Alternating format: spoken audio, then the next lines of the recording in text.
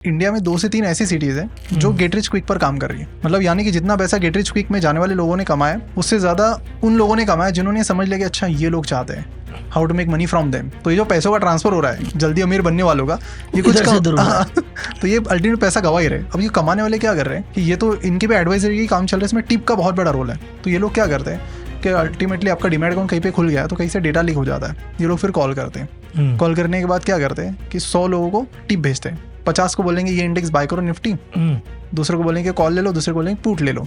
अब एक तो सही होगा, उस 50 में और 25-25 करेंगे। तो निफ्टी बाय कर ले तो निफ्टी सेल कर ले, अगेन एक राइट होगा। और अल्टीमेटली फिर उसको क्या लगता है कि यार इन्होंने जितने भी टिप्स दी सब सही आ रही है, सब सही आ रही है, खरीद लिया तो वहां से फिर नुकसान जारी।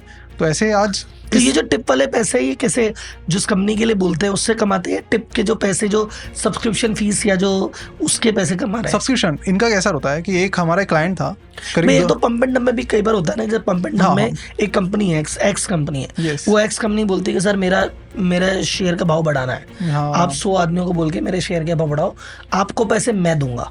तो ये वहां से पैसे कमाते हैं? नहीं, ड्यूअल इनकम भी इनका हो सकता है, ये तो एक्स्ट्रा है, बट इनका मेन है सब्सक्रिप्शन। 25,000 का पैकेज ले लिया, फिर F&O में कर पाया। पहले ट्रायल में तो आपने सब राइट आ गया आपको, क्योंकि आप उस छोटी कैटेगरी में आ गए।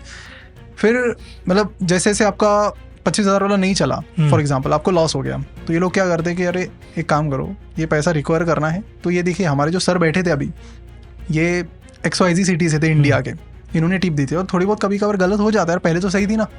हमारे एक सर बैठते और दुबई में, वो तो एकदम सही देते हैं, वो सही कहते हैं, बट प्रॉब्लम यही है कि उनकी जो फीस वो 25,000 नहीं है, वो 1 लाख रुपये।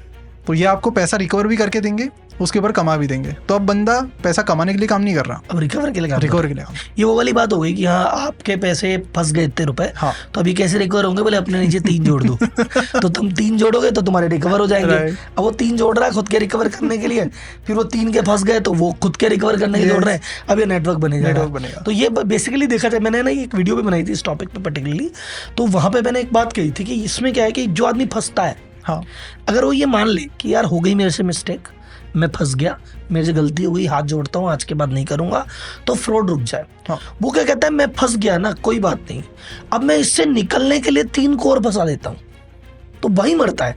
जो होता है ना वो 25,000 जो डूबे, अगर वो मानता कि डूब गए 25,000 क्या फर्क पड़ता है, पर नहीं, और 25 डूब गए, ऐसे कैसे डूब गए, मैं 25 रिकवर करूंगा।